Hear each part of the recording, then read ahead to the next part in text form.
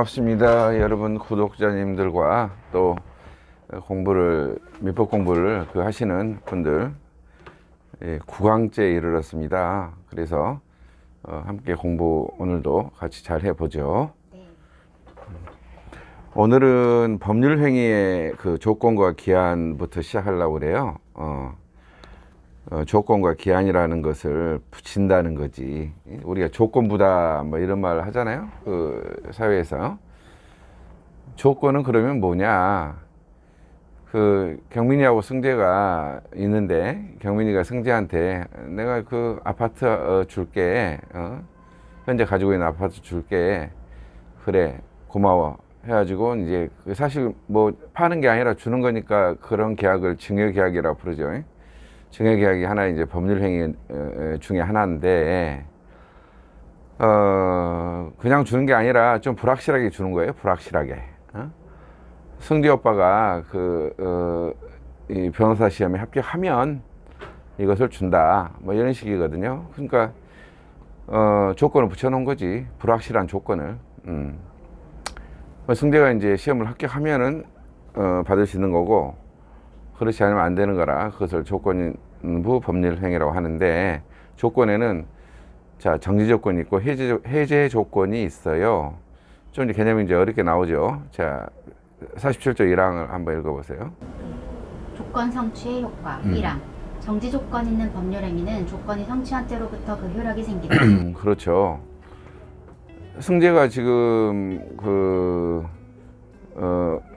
그 아파트의 그 소유권을 확실하게 취득하려면은, 즉 효력이 생기려면은 뭐 해야 된다고? 조건을 성취시켜야 된다고. 아까 제가 뭐라고 말했어요? 조건이 뭐였어요? 승재가 시험에 합격하는 거, 변호사 시험에 합격하는 사실, 그 합격증을 가져와야 확실하게 소유권 취득한다, 그런 뜻이에요. 근데 왜 이런 걸 정지 조건이라고 부르겠어요? 말이 좀 희한하죠. 정지되어 있다가 조건이 성취되면은 가져가게 된다, 이런 뜻이거든요. 그러니까 그런 의미고, 2항 해제 조건 있는 법률행위는 조건이 성취한 때로부터 그 효력을 잃는다. 해제 조건이란 말은 해제다 뭐 이런 걸 많이 들어보잖아요. 해제된다, 없어진다, 이런 뜻이거든요. 일단은 효력이 있었다가 나중에 그 해제 조건이 성취되면은 효력이 잃게 된다는 뜻이에요. 그 말은 뭐냐면, 경민하고 승재가 부부 사이예요. 부부 사이. 부부 사이에 경민이가 승재한테 아파트를 하나 준다 해가지고 줬어요. 줬는데 그걸 확실하게 준 게 아니라고. 당신하고 나하고 이혼하면은, 그것은 이혼하게 되면 그 효력을 잃는다. 그러니까 증여된 아파트의 소유권을 잃게 된다, 이런 뜻이거든요. 근데 일단 이혼할지 안 할지 모르는 거예요? 아는 거예요? 모르는 거죠. 불확실한 거죠.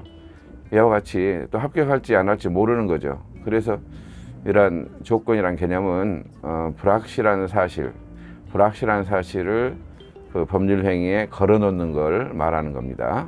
조건부라는 게 많이 나오잖아요. 그 다음에 3항 당사자가 조건 성취의 효력을 그 성취 전에 소급하게 할 의사를 표시한 때에는 그 의사에 의한다. 그렇죠. 이 제목 자체가 조건 성취의 효과잖아요.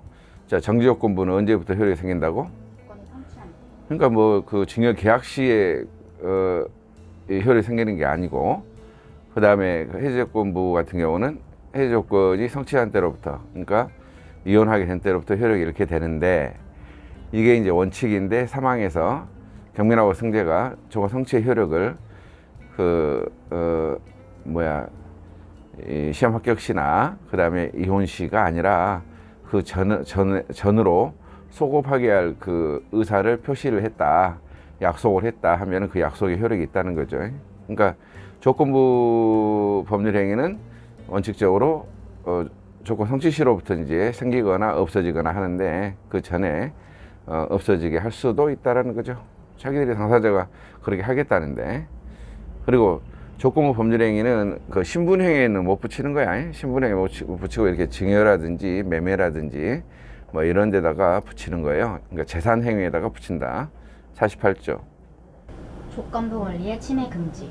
조건 있는 법률행위의 당사자는 조건의 성부가 비정한 동안에 조건의 성취로 인하여 생길 상대방의 이익을 해하지 못한다. 예, 그렇죠. 조건 있는 법률행위 당사자. 승재는 이제 조건부로 경민한테 그 아파트를 받을 자격이 있는 것인데, 조건부로. 조건의 성부가 미정, 합격하기 전에 경민이가 그 청재한테 이 소유권을 넘겨버리면 안 된다는 거지. 조건의 성취로 인하여 생길 승재 이익을 해하지 못한다는 뜻이에요. 그러면 그런 것은 조건부 권리는 권리다 그 말이에요. 불확실한 권리긴 권리지만 약정을 해 놓았기 때문에 그래서 이 권리를 이렇게 소극적으로나마 보호를 하고, 승재는 어떻게 하겠어? 나중에 청재한테 청재형 이거 내가 그 가져갈 것이었는데 왜 경민하고 짜가지고 이걸 가져갔어 라고 하면서 경민이나 그 청재형이나 다들 뭐라고? 불법행위야. 그래서 손해배상 해줘야 돼. 이렇게 할 수가 있어요. 상대방의 이익을 해야지 못한다. 이때 상대방 누구예요? 승재야, 승재. 그리고 49조, 149조. 조건부 권리의 처분 등 조건의 성취가 미정한 권리 의무는 일반 규정에 의하여 처분, 상속, 보존 또는 담보를 할 수 있다. 이건 조건부 권리, 승재의 조건부 권리를 적극적으로 보호하는 거거든요. 그래서 조건부 권리도 아주 확실한 권리는 아니지만은 일반적인 규정에 의해서 처분, 양도할 수 있어요. 승재가 은주하고 사귀는 사이예요. 그렇기 때문에 야, 이거 경민한테 이거 받게 돼 있어. 나 합격하게 되면은 내가 이게 받게 되는데 너한테 양도할게. 이렇게 할 수도 있다는 거예요. 양도한다는 말은 또 다른 승재와 은주 사이의 증여 계약에 의해서 그 권리를 넘길 수가 있고, 실제 이제 등기는 안 되는 상황이라면 그 승재는 경민한테 채권을 가지게 되거든. 물권이 아니라. 그래서 그 채권을 양도하는 형태로 경민한테 통지하는 형태가 필요할 거예요. 경민아, 이거 내가 합격하면 너가 나에게 주겠다는 아파트를 은주한테 양도를 했기 때문에 은주한테 줘라. 이렇게 할 수 있다는 거죠. 이해되죠? 그 다음에 처분, 상속. 승재가 죽어버렸어. 알겠습니까? 이랬을 때 그것은 상속될 수가 있다라고 하는 건데, 이것은 합격을 전제로 했기 때문에 이것은 일신 전속적인 거라서 이것은 이제 상속이 안 되겠지. 그 다음에 처상 보전. 이게 이제 승재가 이제 경민한테 그 아파트에 대해서 소유권을 잃는 게 청구권을 가지고 있는 거거든요. 부동산 물권 변동을 목적으로 하는 청구권이라는 거야. 이것에 대해서는 보전 가등기를 할 수 있거든. 가등기, 보전. 그 다음에 담보로 할 수 있다. 그러니까 경민이한테, 경민아, 내가 합격하면 너가 나한테 주기로 했는데 내가 가질 이 권리에 대해서 뭔가 담보 좀 세워달라. 그 유정 아빠한테 그 보증을 서게 해달라. 이런 식으로 할 수 있다는 거예요. 알겠습니까? 예. 그 다음에 150조 조건 성취, 불성취에 대한 반신의 행위. 1항 조건의 성취로 인하여 불이익을 받을 당사자가 신의 성실에 반하여 조건의 성취를 방해한 때에는 상대방은 그 조건이 성취한 것으로 주장할 수 있다. 이게 반칙 써서는 안 된다라는 게 반신의 행위 이제 금지인데, 봐봐요. 아까 경민하고 승재와의 그 증여 계약에 있어서, 자, 승재가 합격을 할지 안 할지는 몰랐는데 엄청나게 열심히 해가지고 합격에 이를 즈음이야. 근데 성취가 돼버리면 불이익을 받을 당사자는 누구예요? 승재 합격해 버리면 불이익을 받을 당사자는 누구죠? 경민이죠. 줘야 되기 때문에. 해서 신의 측에 반하여 계속 그 승재한테, 승재 오빠 나하고 같이 또 놀아줘. 공부는 다 거의 합격하지 않겠어? 이런 식으로. 그리고 2차 시험까지 다 합격을 했는데 3차 시험 면접 안 가도 돼 하면서 못 가게 하게 되면은 그건 반칙성 플레이죠. 이에 대한 규제를 하는 거예요. 그래서 상대방, 승재는 경민한테 조건이 성취한 걸로 주장할 수 있다. 합격을 주장을 하면서 그 아파트의 소유권을 나에게 넘겨달라라고 할 수 있다 없다? 있다, 이런 이야기야. 조건 성취된 걸로 주장할 수 있다. 조건 성취. 그 다음에 2항. 조건의 성취로 인하여 이익을 받을 당사자가 신의 성실에 관하여 조건을 성취시킨 때에는 상대방은 그 조건이 성취하지 아니한 것으로 주장할 수 있다. 비슷한 이야기죠. 뭐 이익 받을 당사자가 반칙 써서 조건 성취시켰다면 경민이는 이거 조건 성취 안 된 거야 라고 주장할 수 있다. 그런 뜻으로 이해하면 됩니다. 151조. 불법 조건, 기성 조건. 1항. 조건이 선량한 풍속 기타 사회 질서에 위반한 것인 때에는 그 법률 행위는 무효로 한다. 그래요. 조건.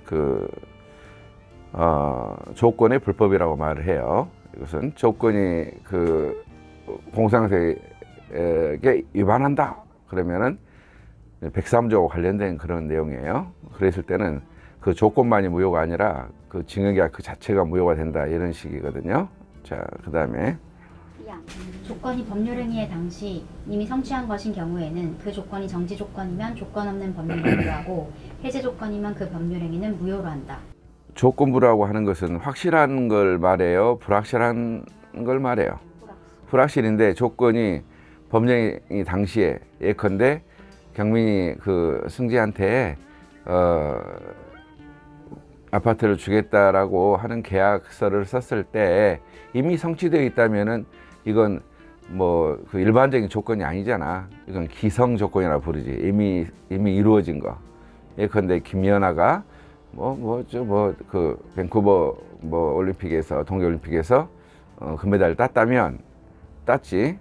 황영조 선수가 92년 바르셀로나 올림픽에서 금메달을 땄다면 마라톤 부분 땄다면 경민이가 승지한테 이 아파트를 줄게 했어요. 줄게라고 하니까 그것은 권리가 발생하는 거예요. 소멸하는 거예요. 권리 발생하는 거지.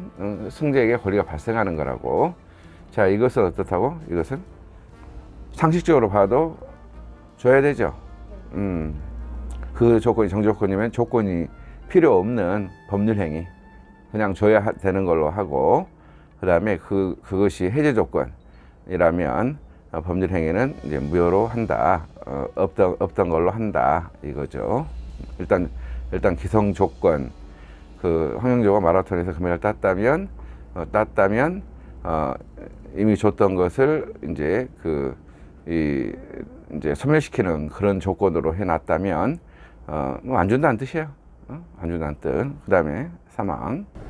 조건이 법률 행위의 당시에 이미 성취할 수 없는 것인 경우에는 그 조건이 해제 조건이면 조건 없는 법률 행위로 하고 정지 조건이면 그 법률 행위는 무효로 한다. 뭐 이미 성취할 수 없는 거다. 그러니까 이 항하고 반대죠. 이미 성취된 것, 기성 조건이고 이미 성취할 수 없는이란 말은 불능이야. 불능. 할 수 없다. cannot, 불능. 그러니까 해가 서쪽에서 뜬다면 뜰 수 있어 없어? 없죠. 그 조건이 조건이 해제 조건.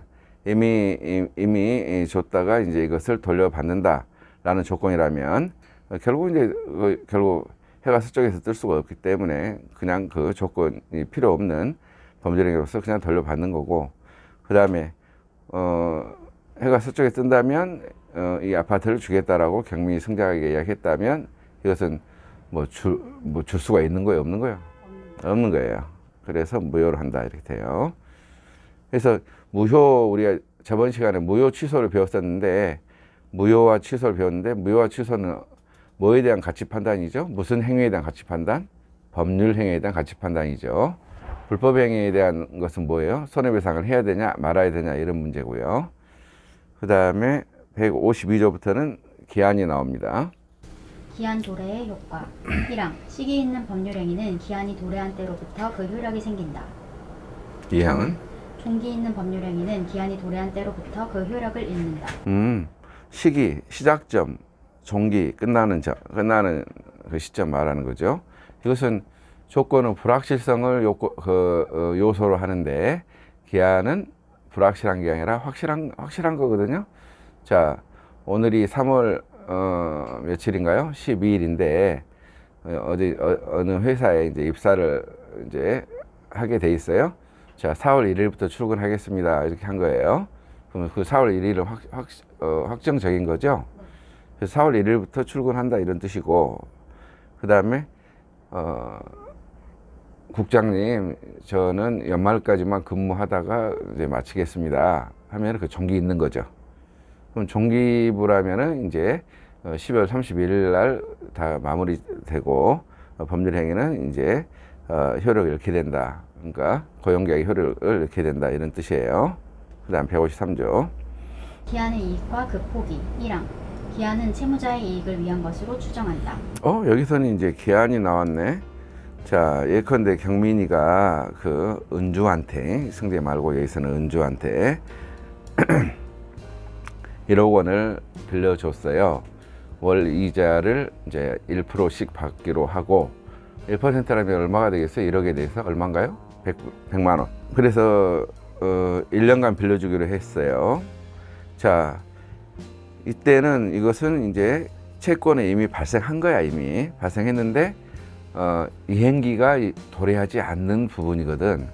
그러면 그 전까지 기한이 도래하지 않음으로 인하여 얻는 이익은 누구한테 있을까? 채무자가 누구야? 채무자는 여기서 이제 은주가 돈을 돌려줄 사람이죠. 그래서 원금을 그때까지 이용할 수 있기 때문에 이제 은주한테 이익이 있는 거야. 그 전까지 1억 원을 사용할 수 있다라는 이익. 더 나아가서 기한이 1년이 지나지 않았으니까 돈을 빌려주는 그 경민도 은주한테 100만 원씩을 받을 수 있는 이익도 있어요, 없어요? 있어요. 이럴 때는 양쪽이 다 기한이익이 있다라고 봐요. 쌍방적 기한이익이라고 부르는데, 그런 게 이제 불투명하다 했을 때는 채무자, 반환할 사람의 이익을 위한 걸로 추정한다 했어요.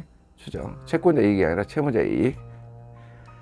그 다음에 2항 기한의 이익은 이를 포기할 수 있다. 그러나 상대방의 이익을 해야지 못한다. 은주가 지금 1억 원을 지금 사용하고 있어요. 활용하고 있다고. 1년이 더 거래하지 않아서 지금 현재 한 6개월 정도 지났어요. 자, 그런데 은주가 돈을 이제 구해서 갚겠다는 거야. 그 말은 나머지 6개월 동안 1억 원을 사용할 수 있는, 활용할 수 있는 이익을 포기한다는 뜻이거든요. 가능하다, 안 하다? 가능하다야. 기한이익을 포기할 수 있어. 다만 경민이 상대방의 이익을 해야지 못한다 했죠. 응? 이건 무슨 뜻일까요? 경민이도 이 금전에 대한 거래로 인해서 이익이 있어요, 없어요? 무슨 이익이죠? 이자죠. 이자를 몽땅 나머지 6개월 동안 이자를 합쳐서 경민한테 주고, 거기다가 원금 1억 원까지 갚아주고 포기한다 이런 말이에요. 알겠습니까? 예. 이게 쌍방이 다 기한이익이 있을 때 이런 일이 벌어지고요. 154조. 기한부 권리와 준용 규정. 제148조와 제149조의 규정은 기한 있는 법률 행위에 준용한다. 네. 148조가 뭐였죠? 앞에서 조건부 권리의 침해 금지. 그러니까 경민하고 승재 사이에 그 아파트를 주기로 했는데 경민이가 청지한테 아파트 소유권 넘겨버리면 안 된다 이런 거였죠. 기한부일 때도 마찬가지로 이렇게 기한부 권리를 침해해서는 안 된다는 뜻이고, 149조에서는 기한부 권리도 어떻다, 처분 상속 보전 담보의 목적을 할 수 있다 했잖아요. 그리고 기한부 권리도 역시 재산권이기 때문에 이렇게 적극적으로 보호된다라는 뜻이에요. 그 다음에 제6장에 이제 기간이 나와 있습니다. 155조 한번 읽어보세요. 본장의 적용 범위.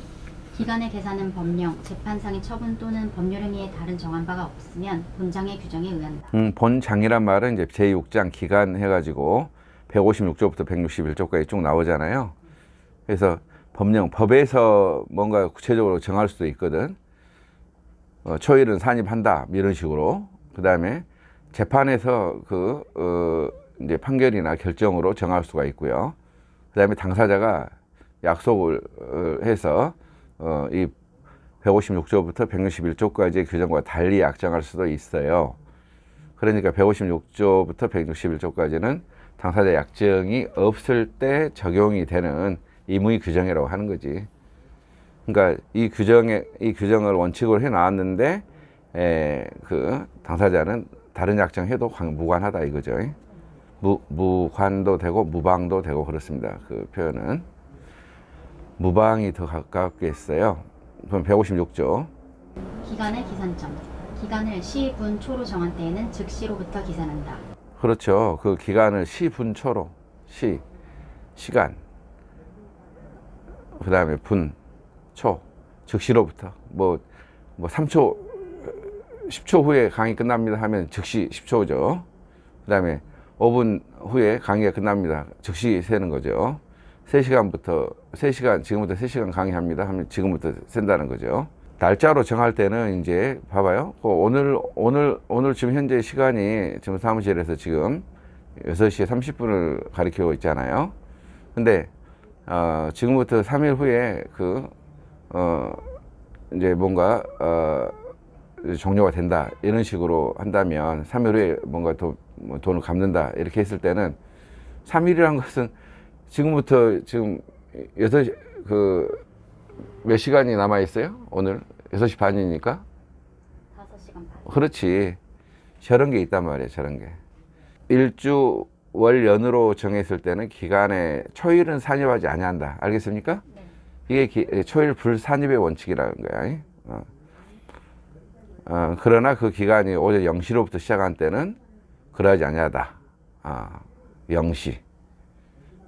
그러니까 지금 6시 30분이기 때문에 나머지 5시간 반이 문제가 됐을 때는 다음 날로부터 센다는 거고, 다음 날 세가지고 언제 끝나겠어, 그러면? 끝나는 점은?